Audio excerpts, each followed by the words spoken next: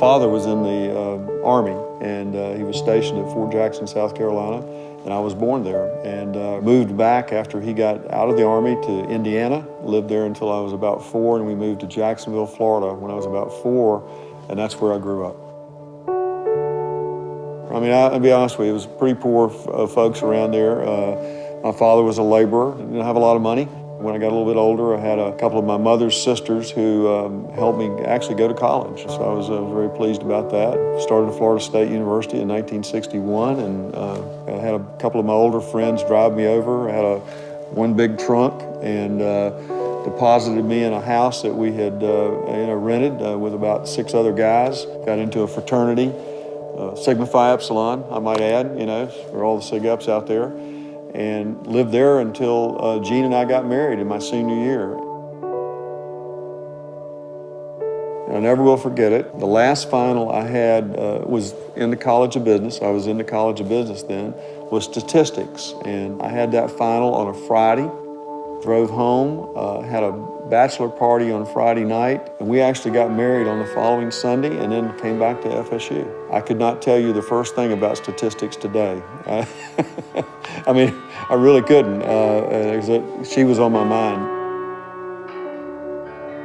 When I got out, I got a job with an insurance company, and we thought we were going to set up house and home and children and all that, and lo and behold, a few months later, I got a draft notice. It was during the Vietnam era.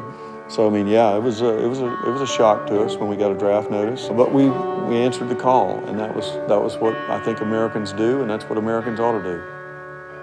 We got in the Army. She was pregnant. We moved to San Antonio, Texas for several months and training there. And I guess by the time she was almost 9 months pregnant, we went to Germany. And that was my first duty station in Heidelberg, Germany. And then when we came home after 3 years in Germany, she was pregnant again. So I get back from Vietnam literally in Seattle, Washington, get out of the Army, fly to Atlanta, Georgia, meet Jean.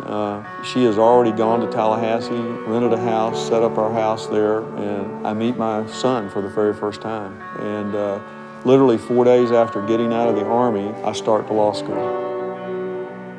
Because of our economic situation, I went straight through 9 quarters in a row, got out, and we got our first job right out of law school, which was really exciting. I had worked in the Florida legislature as an intern and met a gentleman by the name of Fred Carl, who was a state senator, but also a lawyer, and had a law firm he was a partner at a law firm in Daytona Beach. And I worked with Fred Carl for a number of years, and then I became general counsel for the Florida Medical Association. That was a full-time job. I had that job for 20 years, from 1976 to 1996. And Jean was real active in the schools, and she started looking at some of the things that were going on in the school system and got real kind of concerned about it, and she started going to school board meetings. And so she drugged me down there to a school board meeting and said, afterwards, you see what I'm saying? And by the way, some of our friends have gotten together and you're gonna run for the school board, Clay County. And I said, what? I said, well, who am I running against? She said, well, a guy that's been in office for 26 years. So the bottom line is we won. There was a kind of a changing in politics in that area and county, and I beat the guy. I ran, of course, as a Republican. Don't say that out loud in too many places, but I think most people know I'm a Republican. In 1990, right after 4 years of being there, I ran for the legislature in the House of Representatives and got beat, believe it or not, got beat. 2 years later, I ran again for the same office and won, and spent an incredible 8 years in the House of Representatives, the last 2 being Speaker of the House. Got elected to the Senate in 2009. Had a lot of elections in 5 years because of the way term limits were done and the way redistricting was done. But we were prevailed in all of those elections in the Senate.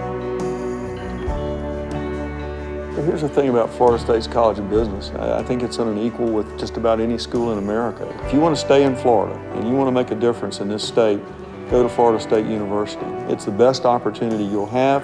It's the best economic opportunity you'll have because tuitions are low here in the state of Florida, and the opportunity to get a great education is very high. So those 2 things together, I think, are a no-brainer.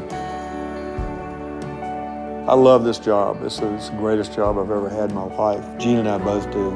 It's just an amazing experience every single day to see the hard work that so many people have put into this great university. And to be able to be a part of that is just an absolute thrill of a lifetime for me, and I never will forget it. And like I've told a lot of people, this is the last job I'll ever have, and it's, I guarantee you, the best job I could ever have.